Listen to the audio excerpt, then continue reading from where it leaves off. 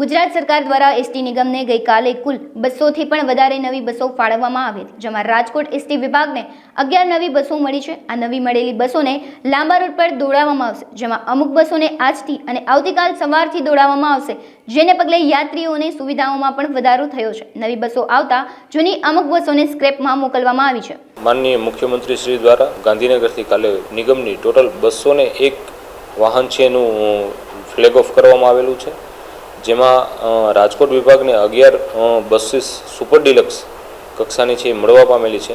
જે બસોને અમારા દ્વારા છે એ ગોંડલથી મંડોર છે, પછી સુરેન્દ્રનગરથી અમદાવાદ છે, સુરેન્દ્રનગરથી અંબાજી છે, પછી આપણે મોરબીથી તળાજા છે, પછી રાજકોટથી સુરત છે।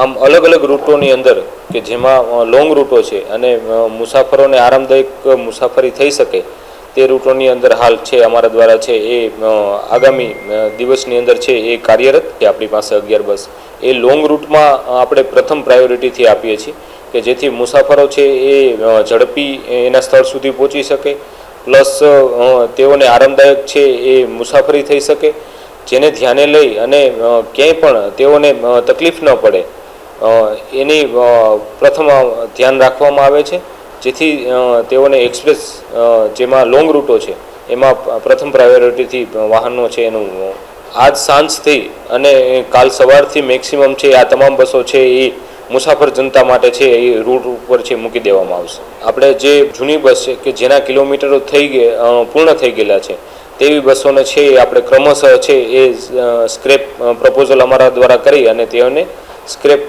તરીકે મૂકી દેવામાં આવશે।